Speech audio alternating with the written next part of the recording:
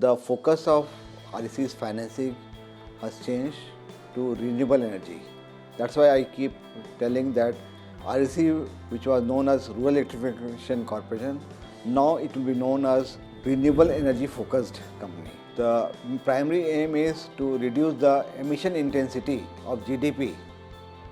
Earlier in Paris in 2015, we had committed that we'll bring down our emission intensity of GDP by about 33 to 35%. We already achieved that target in the year 2021.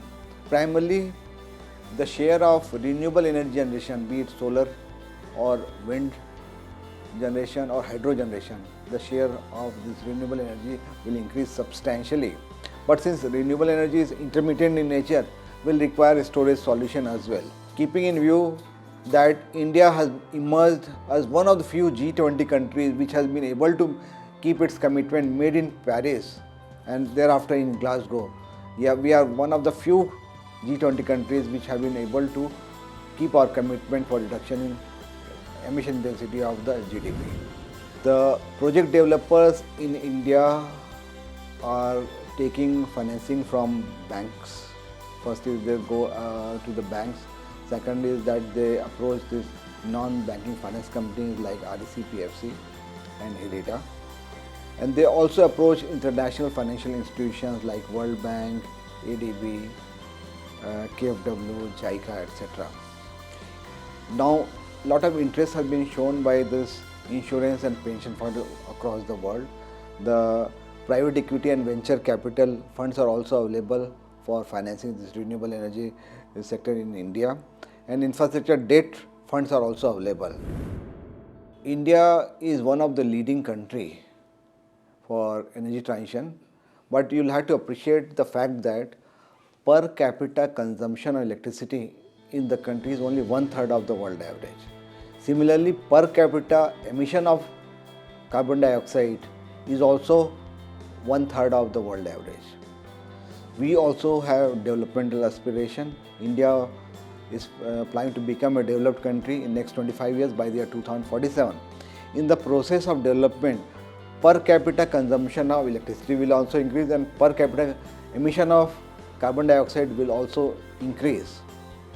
But we are not going to be like developed countries which are consuming electricity to the tune of 10 to 12 times of world average.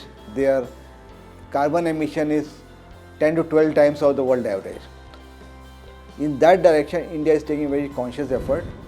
Right now, our renewable energy portfolio is about 30,000 crore.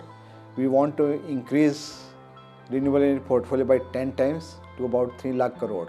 In fact, we had organized a Green Finance Summit at Goa in the month of July this year on the sidelines of G20 Energy Transition Working Group.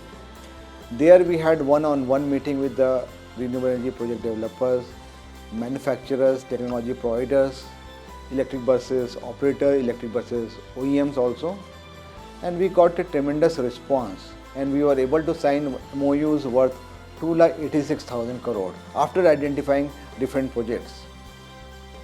And after signing these MOUs in the third week of July 2023, in the last 3 months, we already sanctioned projects worth 40,000 crore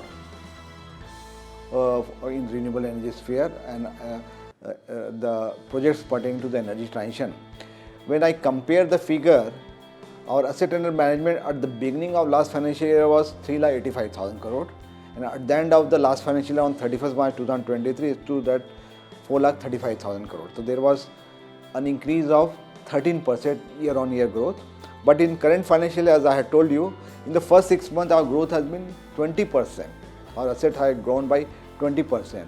If we are able to sustain this growth, and which I am 100% confident, we will be able to achieve our asset under management of 10 lakh crore in next 5 years itself, rather than waiting till 2030. By the year 2028 itself, our asset under management will increase to about 10 lakh crore and 30% of it will come from renewable energy sources, that is 3 lakh crore by the year 2028 itself rather than in 2030.